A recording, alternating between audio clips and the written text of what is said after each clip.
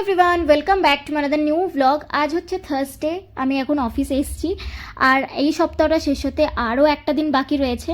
তো যাই হোক, আজকে আমি তোমাদের লাঞ্চে একটা নতুন রেস্টুরেন্টে নিয়ে এসেছি যেটার নাম হচ্ছে মানা ইন্তি বিরিয়ানি। তো তেলেগুতে মানা মানে হচ্ছে আমাদের, ইন্তি মানে হচ্ছে বাড়ি, আর বিরিয়ানি তো বিরিয়ানি।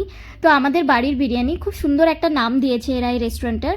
আর এই দেখো এখানে এরকম করে আলাদা মানে চিকেনের ঝোলও পাওয়া যাচ্ছে, মানে গ্রেভি, আর তার সাথে সাথে কিন্তু রয়েছে দই, মানে রায়তা বলতে পারো। এটাতে শুধু মানে দই আর ধনেপাতাই দেওয়া, অন্য কোনো পেঁয়াজ কুচি বা লঙ্কা কুচি কিচ্ছু দেওয়া নেই।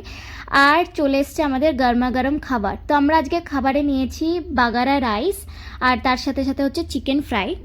আসলে প্রত্যেকদিন অফিসের ওই একই খাবার খেতে খেতে আমরা বোর হয়ে গেছি, ওর জন্যই হঠাৎ করে সায়ন একদিন বললো যে এরকম একটা নতুন রেস্টুরেন্ট খুলেছে, যাবে খেতে। তো সেই দিন এসেছিলাম, আর আজকে সেটা হচ্ছে সেকেন্ড টাইম। বেশ ভালো ছিল খাবার দাবার, তবে জানোই তোমরা যে তেলেগু খাবার কতটা ঝাল হয়, সেই জন্য ঝালের পরিমাণ বেশ ভালো রকম ছিল এটাই। দেখি মুখটা দেখি, প্রচন্ড টেস্টি, প্রচন্ড। আর এদিকে ভাইয়ের আর এক প্লেট চলে এসছে চিকেন। তুই আজকে খাবি এটা? কিন্তু আমি ওই বড় ড্রামের 1 ড্রাম জল এনে দেবো, তাও ভালো।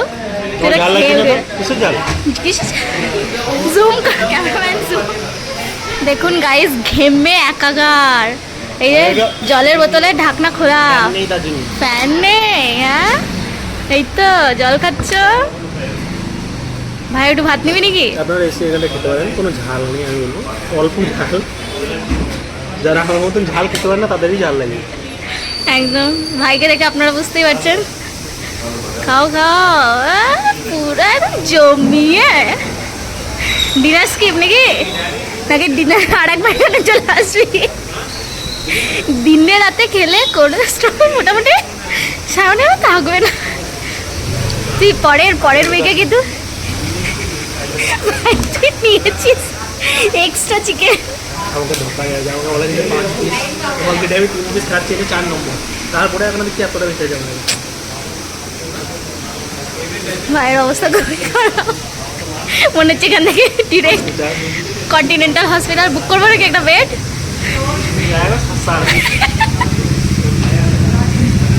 তারপরেও ভাই খেয়ে আছে, গুড জব গুড জব। আর আমার প্লেটে এখনও ভাত পড়ে, ধরো 2-3 পিস মাংস পড়ে, আমি লেবু খেয়েই যাচ্ছি। দেখি কতটা কি অবস্থা হয় আমাদের। A few moments later. Mission complete. ভাই সব মাংস খেয়ে নিয়েছে। এটা যে ভাইয়ের থালা, হাড্ডি গুড্ডিগুলো পড়ে আছে। আর আমার থালার এরকম অবস্থা। যে একটা খাওয়ার পরে আই এম ফুল, ঘেমে টেমে একদম একাকার। ফ্যান চলে। তো এখন আমরা লাঞ্চ কমপ্লিট করে যাচ্ছি অফিসের দিকে। আর অফিসের ঠিক অপোজিট রোডেই কিন্তু এই মানা ইন্তি বিরিয়ানি বলে যে রেস্টুরেন্টটা ছিল সেটা।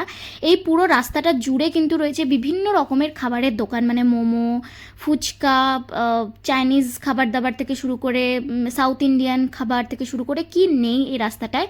যেহেতু এখানে অনেকগুলো আইটি কোম্পানি রয়েছে, সেই জন্য এটা একটা বলতে পারো একটা স্ট্রিট ফুড মানে বানিয়েছে ওরা। তো যাই হোক, অ্যামাজনটার বিল্ডিং তো এখান থেকে দেখতেই পাচ্ছ, রাস্তা ঠিক অপোজিটেই রয়েছে। আর এই যে সামনের বড় বড় বিল্ডিং, এটা ছিল অ্যাকসেঞ্চারের বিল্ডিং। তো এখন এই যে আমরা ঢুকে পড়েছি একদম ক্যাম্পাসের মধ্যে। আর এখন ভাবছি একটু হাঁটাহাঁটি করি, খেয়ে দিয়ে এত এসেছি। আর এতটা পরিমাণে ঝাল ছিল যে মনে হচ্ছে পেটের মধ্যে আগুন জ্বালিয়ে দিয়েছে কেউ আমাদের। কিন্তু তাও এই খাবার দাবারের এতটাই ভালো টেস্ট, মানে ঝাল লাগলেও মনে হচ্ছে যে খাওয়া আমাদের শেষ হবে না। মানে আমরা খেয়েই যাচ্ছি, ঝাল যতই লাগছে জল খাচ্ছি, কিন্তু তারপরে মনে হচ্ছে কোথাও না কোথাও গিয়ে খাবারটা এত টেস্টি যে মুখে লেগে রয়েছে।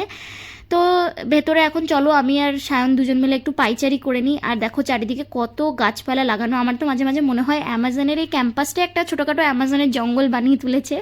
বাট হ্যাঁ, ভালো লাগে এত সবুজ চারিদিকে ফুল টুল দেখে। হঠাৎ করে হাঁটতে হাঁটতে আমার একটা মজাদার ইনসিডেন্ট মনে পড়ে গেল।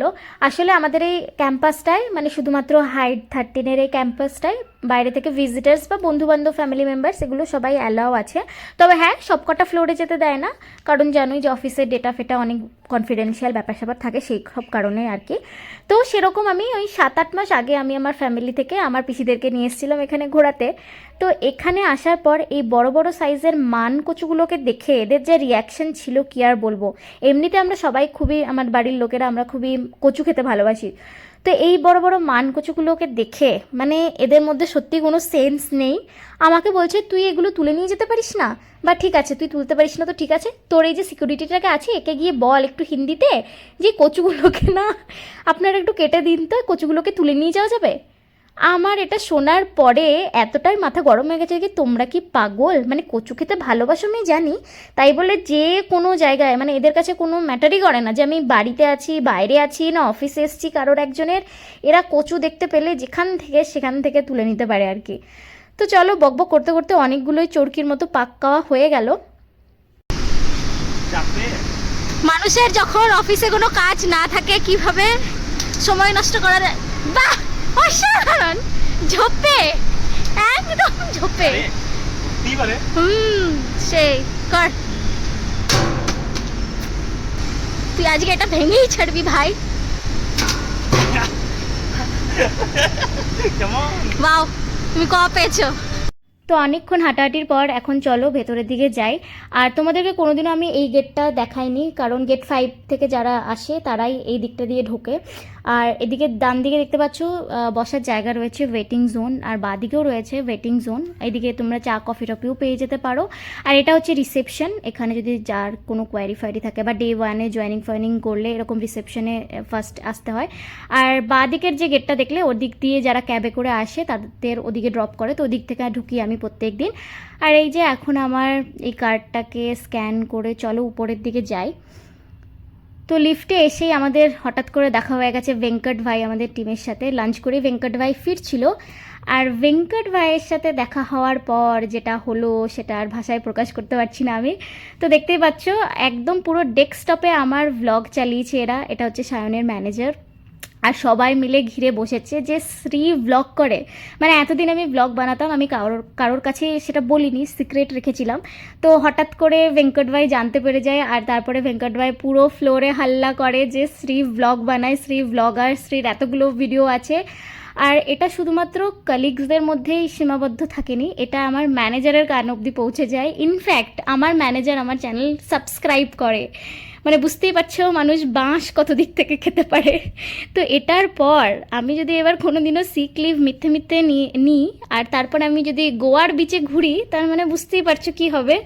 ম্যানেজারের ফোনে আসবে নোটিফিকেশন, আর ম্যানেজার বলবে আচ্ছা বেটা तू तो सिक लीव लेके गई थी, सिक लीव लेके तू गोवा में बीच में घूम रही है। মানে আমি পুরো শেষ, খতম আমি, মানে আমার আর কিছু ভাষায় প্রকাশ করার নেই।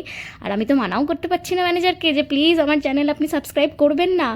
মানে আমি যে ভয়টা পাচ্ছিলাম ঠিক সেটাই হয়েছে, মানে কিছু আর বলার নেই, যা হয়ে গেছে। তো চলুন এই দুঃখ নিয়ে আমিও আমার ভিডিওটা শেষ করছি, আবারও তোমাদের সাথে দেখা করছি আরও নতুন নতুন ব্লগ নিয়ে। Bye bye.